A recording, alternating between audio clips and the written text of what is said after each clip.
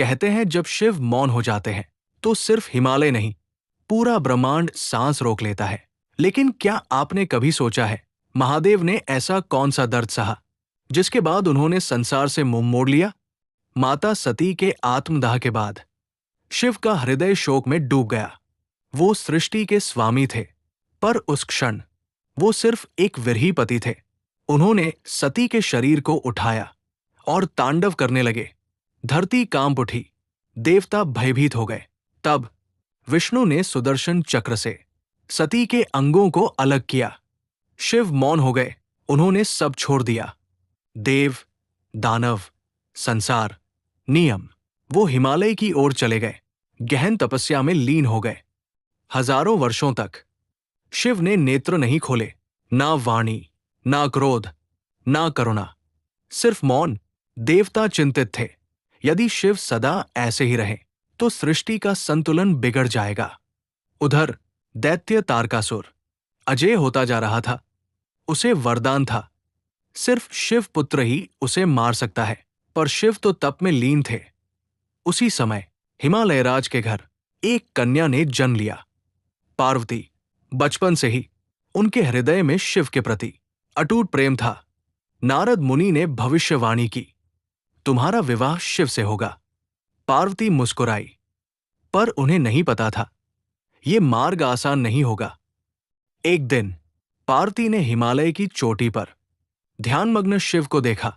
वो शांत थे, अचल, बर्फ से ढके, पर उनकी आभा सूर्य से भी तेज थी। पार्वती ने प्रण लिया, मैं इन्हें पति रूप में प्राप्त करूंगी। देवताओं ने योजना बनाई। उन्होंने कामदेव को भेजा ताकि शिव की तपस्या भंग हो। कामदेव ने पुष्पबाण चलाया, शिव की आंखें खुली, तीसरा नेत्र प्रकट हुआ और कामदेव भस्म हो गए। संसार फिर कांप उठा। पार्वती ने सब देखा, वो डरी नहीं। उन्होंने मन में कहा, अगर मुझे शिव चाहिए तो मुझे भी तप करना होगा। एक तरफ विरह में डूबे शिव, दूसरी तरफ अटल संकल्प वाली पार्वती। अब शुरू होगी वो तपस्या जिससे बदलेगा भाग्य, देवताओं का और सृष्टि का भी। वो सिर्फ प्रेम नहीं था, वो संकल्प था। वो सिर्फ विवाह की इच्छा नहीं थी, वो स्वयं महादेव को पाने की साधना थी। कामदेव के भस्म होने के बाद देवता भयभीत थे। शिव फिर से गहन समाधि में लीन हो गए।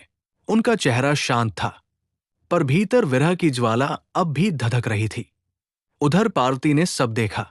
उन्होंने समझ लिया, शिव को पाने का मार्ग सौंदर्य नहीं, तपस्या है। उन्होंने महलों का त्याग किया, रेशमी वस्त्र छोड़ दिए, गहने उतार दिए और हिमालय की कठोर वादियों में तप करने चली गई। शुरुआत में उन्होंने फल खाए, फिर सिर्फ पत्तों पर जीवित रही। कुछ समय बाद पत्ते भी छोड़ दिए, केवल वायु पर जीवन। हजारों वर्ष बीत गए, बर्फ गिरती रही, तूफान आते रहे, जंगली पशु उनके पास बैठते, पर उन्हें कोई भय नहीं। उनकी आंखों में सिर्फ एक छवि थी, ध्यानमग्न शिव। देवता हैरान थे, ऐसी तपस्या तो ऋषियों ने भी नहीं की थी। इसीलिए उन्हें कहा गया अपर्णा, जिसने पत्ते तक नहीं खाए। शिव सब जानते थे, पर वे मौन थे। उन्होंने सोचा, क्या ये प्रेम स्थायी है या केवल आकर्षण? एक दिन शिव एक वृद्ध ब्राह्मण का रूप धरकर पार्वती के सामने प्रकट हुए। उन्होंने पूछा, देवी, तुम किसके लिए तप कर रही हो? पार्वती ने विनम्रता से उत्तर दिया, महादेव के लिए। वृद्ध हंस पड़े, वही शिव जो श्मशान में रहते हैं, भस्म लपेटते हैं, सर्पों को धारण करते हैं। ऐसे विरक्त योगी को पति बनाना चाहती हो? पार्वती का हृदय क्षण भर के लिए आहत हुआ, पर उन्होंने दृढ़ स्वर में कहा, आप उन्हें नहीं जानते। वो भले ही भस्म धारण करते हों, पर वो ही करुणा के सागर है, वो ही सृष्टि के स्वामी है। मैं उन्हें ही पति रूप में स्वीकार करूंगी। वृद्ध मुस्कुराए। क्षण भर में उनका रूप बदल गया। सामने स्वयं शिव खड़े थे। शिव ने कहा, देवी, तुम्हारा प्रेम सच्चा है, तुम्हारी तपस्या ने मुझे बांध लिया है। हिमालय की चोटियां गूंज उठीं। देवता प्रसन्न हो गए, पर अभी विवाह शेष था और एक बड़ा उद्देश्य भी, तारकासुर का अंत। देवताओं ने शिव से विनती की, प्रभो, आपका पुत्र ही तारकासुर का वध करेगा। शिव ने मौन सहमति दी। हिमालयराज को संदेश भेजा गया। पूरे ब्रह्मांड में विवाह की तैयारी होने लगी। उत्सव का वातावरण था, पर एक प्रश्न सबके मन में था। कैसा होगा वो विवाह, जहां दूल्हा भूतों प्रेतों की बारात लेकर आएगा? एक ओर राजसी वैभव, दूसरी ओर श्मशान के स्वामी। जब शिव बारात लेकर चलेंगे तो संसार पहली बार देखेगा ऐसा विवाह जिसे युगों तक याद रखा जाएगा। आपने कई शादियां देखी होंगी, घोड़े, हाथी, बैंड बाजा, आतिशबाजी, लेकिन क्या आपने कभी ऐसी बारात देखी है जहां दूल्हा स्वयं महाकाल हो और बाराती हो भूत, प्रेत और गण? कैलाश पर्वत उस दिन सामान्य नहीं था। हिम शिखरों पर एक अद्भुत प्रकाश फैल रहा था। शिव शांत बैठे थे, जटाओं में गंगा विराजमान, मस्तक पर अर्धचंद्र, गले में सर्प, शरीर पर भस्म। उनके समीप नंदी खड़े थे, आंखों में अपार भक्ति। आज शिव तपस्वी नहीं, वर बनने जा रहे थे, पर उनका वैराग्य वही था। कोई स्वर्णाभूषण नहीं, कोई राजसी वस्त्र नहीं, केवल साधु का वेश। जैसे ही विवाह का मुहूर्त निकट आया, कैलाश पर एक अनोखा दृश्य प्रकट हुआ। शिवगण इकट्ठा होने लगे। कोई कंकाल के समान दुबला, कोई विकट रूप वाला, कोई अर्धमान वर्धपशु। भूत, प्रेत, पिशाच, योगिनी, सभी प्रसन्न थे। उनके लिए ये उत्सव था। डमरू बजने लगे, शंख ध्वनि गूंज उठी, अग्नि की लपटें नृत्य करने लगी। ऐसी बारात जिसे देखकर देवता भी विस्मित हो जाए। नंदी ने आकाश की ओर मुख उठाकर गर्जना की। ये संकेत था, बारात चलने वाली है। शिव नंदी पर आरूढ़ हुए। क्षण भर में आकाश में बिजली सी चमकी। देवताओं ने पुष्पवर्षा की। इंद्र ने कहा, आज का दृश्य अद्भुत है। ब्रह्मा मुस्कुराए, ये केवल विवाह नहीं, सृष्टि संतुलन की शुरुआत है। जैसे जैसे बारात आगे बढ़ी, धरती कांपने लगी। श्मशान की ज्वालाएं साथ चल रही थी। कंकाल नृत्य कर रहे थे। डमरू की ध्वनि से पर्वत गूंज रहे थे। कुछ गण इतने विकराल थे कि उन्हें देखकर साधारण मनुष्य मूर्छित हो जाए, पर शिव शांत थे। उनकी आंखों में करुणा थी, उनके मुख पर मंदस्मित। उधर हिमालयराज के महल में उत्सव का वातावरण था। देव कन्याएं गीत गा रही थी, गंधर्व वीणा बजा रहे थे। पार्वती 16 श्रृंगार में सजी थी। लाल वस्त्र, स्वर्ण आभूषण, माथे पर सिंदूरी आभा, पर उनके हृदय में एक हल्का कंपन था। कैसी होगी शिव की बारात? तभी दूर से धूल का गुबार उठा। पहले डमरू की आवाज आई, फिर अजीब सी गर्जना। जब हिमालयराज ने बाहर आकर देखा, उनका चेहरा पीला पड़ गया। सामने जो दृश्य था वो किसी स्वप्न जैसा नहीं, किसी भयावह कथा जैसा था। भूत प्रेत नाच रहे थे, अर्धजले शवों जैसी आकृतियां, विकट दांत, रक्ताभ नेत्र। हिमालयराज कांप उठे। उन्होंने सोचा, क्या मैंने अपनी पुत्री के लिए यही वर चुना? रानी मैना भी घबरा गई। उन्होंने पार्वती से कहा, बेटी, अभी भी समय है। पार्वती ने शांत स्वर में कहा, माता, आप बाहरी रूप देख रही हैं, मैं उनका हृदय जानती हूं। वो भले ही भस्म धारण करें, पर वही सबसे पवित्र है। उनकी आंखों में दृढ़ विश्वास था। शिव ने हिमालयराज का भय समझ लिया।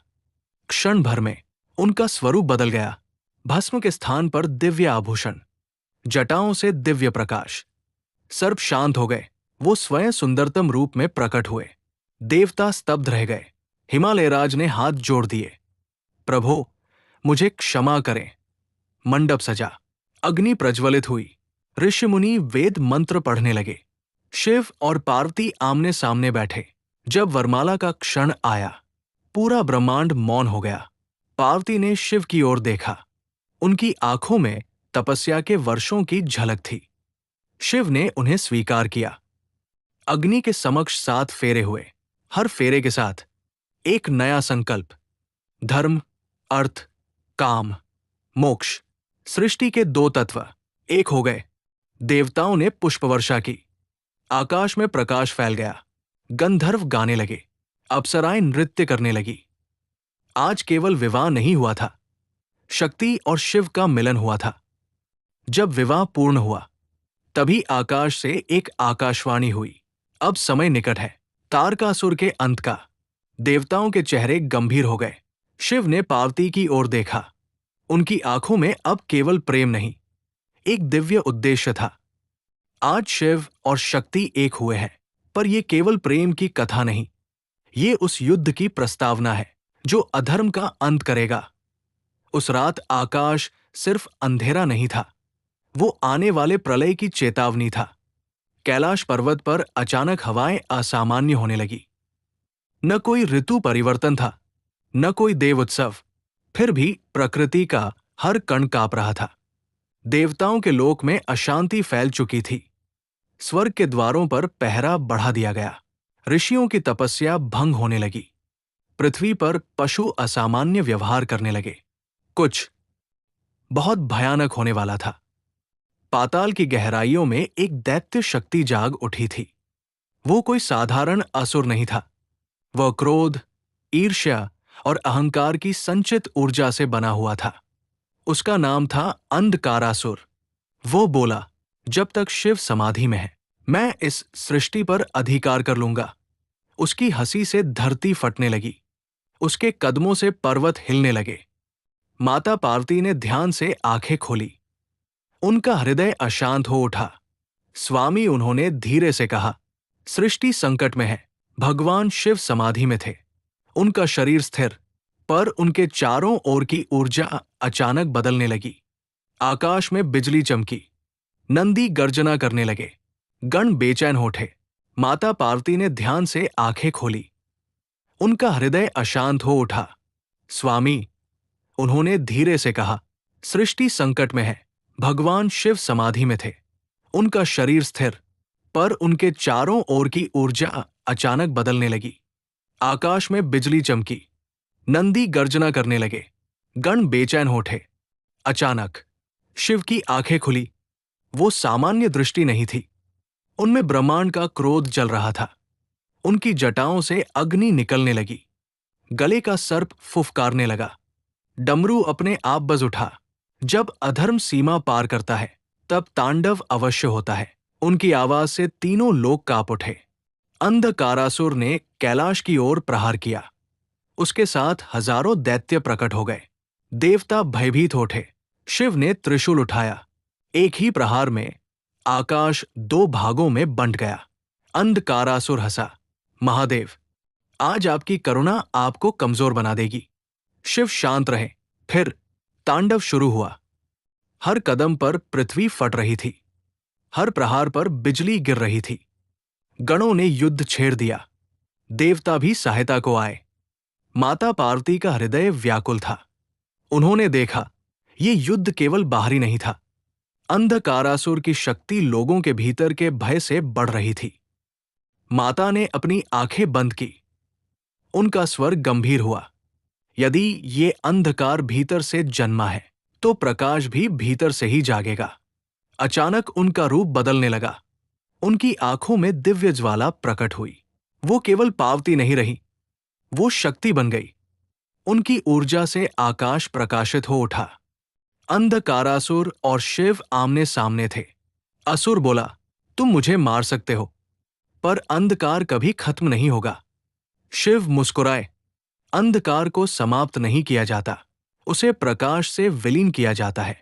उन्होंने त्रिशूल सीधा हृदय की ओर बढ़ाया, पर प्रहार से पहले माता पार्वती ने अपनी शक्ति शिव में प्रवाहित कर दी।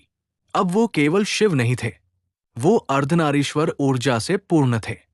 एक ही क्षण में त्रिशूल ने अंधकारासुर को भेद दिया। असुर चीखा और प्रकाश में विलीन हो गया। आकाश शांत हो गया, पर्वत स्थिर हो गए, देवता स्तब्ध खड़े रहे। शिव ने धीरे से आंखें बंद की। उनका क्रोध शांत हो चुका था। माता पार्वती पास आई। स्वामी, क्या ये अंत था? शिव बोले, अंधकार बाहर नहीं, मन में जन्म लेता है। जब मन डरता है, तब असुर शक्तिशाली होता है। जब मन विश्वास करता है, तब देवता प्रकट होते हैं। शिव ने आकाश की ओर देखा और कहा, जब जीवन में अंधेरा बढ़े, तो याद रखना, मैं परीक्षा लेता हूं। पर अपने भक्त को कभी अकेला नहीं छोड़ता। अगर ये कथा आपको भीतर तक छू गई हो तो कमेंट में लिखिए हर हर महादेव, क्योंकि जहां विश्वास है वही शिव है।